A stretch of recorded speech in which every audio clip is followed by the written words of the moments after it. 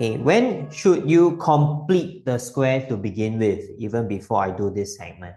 Completing the square, the most straightforward one for number one is your equation has no roots. So you press the calculator, but you realize there's no roots to your equation. So you want to complete the square and form something like that, x plus a square plus b. And this term will surely be positive because you have no roots. Okay, the b will be positive. Second situation that you want to complete the square is on your calculator. When you calculate, now you get, let me just use this word, ugly roots. Your terms are not nice. You don't have a nice fraction or a nice whole number and so on. It's actually because your answer will have surds. There will be square roots involved. So for example, if you complete the square and then you now get a minus sign, there could be a minus 5.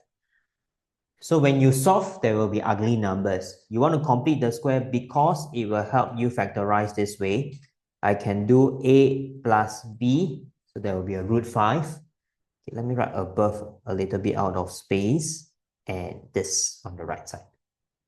Okay, times. I factorized from my a squared minus b squared. I treat this as a squared minus b squared. So I go for a plus b and a minus b. Okay, so these are two situations that you may want to complete the square, either no roots or ugly roots. Okay, if not, you will just factorize nicely.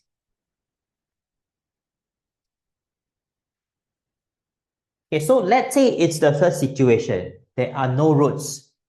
After you complete the square, it should look something like this, where this d value is a positive number. Help me to add this in. Okay, so if d is a positive number, this whole term is always positive.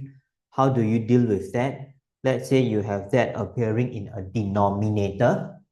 If it's in the denominator, what you want to do is you think about it as this term is multiplied across. So it will disappear. The whole denominator will disappear.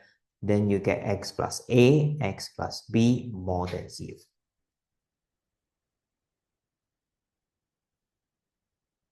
Okay, why we can just multiply over? There's two reasons. Number one is, even if you set it to be 0, you don't get a critical point. There's no solution.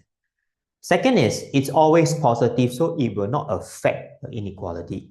Okay, you multiply over, it's still more than, the sign won't change.